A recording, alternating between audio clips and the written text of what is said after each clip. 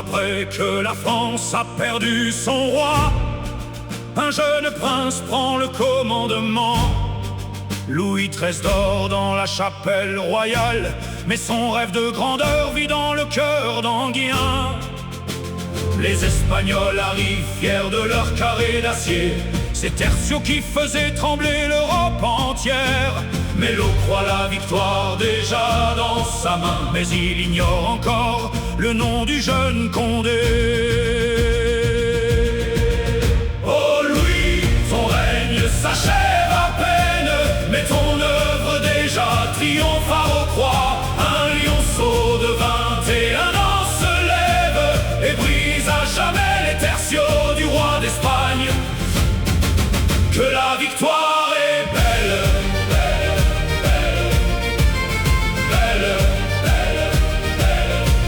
À l'aube du 19 mai, sur la plaine de Rocroi, les canons grondent, les drapeaux claquent au vent. Enghien, droit sur son cheval, scrute l'ennemi et sent déjà dans son sang le feu des grands anciens. Il lance sa cavalerie comme un éclair sur l'aile gauche, écrase les cavaliers espagnols sans pitié. Puis il fait pivoter ses escadrons dans un grand mouvement et frappe les tertiaux par le flanc et par derrière.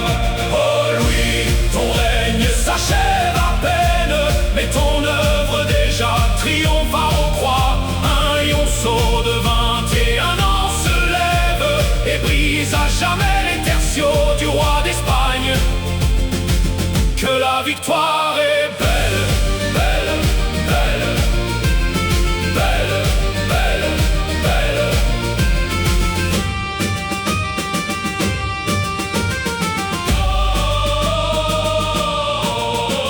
Les vieux carrés d'Espagne, si fiers et si solides, plièrent enfin sous le feu et sous le fer. Un par un ils tombèrent, ces géants d'autrefois, et l'Europe entière comprit que le temps avait changé.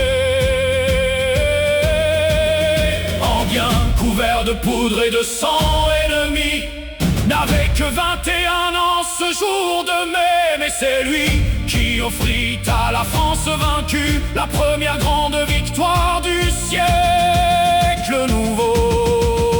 Oh Louis, ton règne s'achève à peine, mais ton œuvre déjà triomphare aux croix. Un lionceau de 21 ans se lève et grave à jamais le nom d'Enghien dans l'histoire.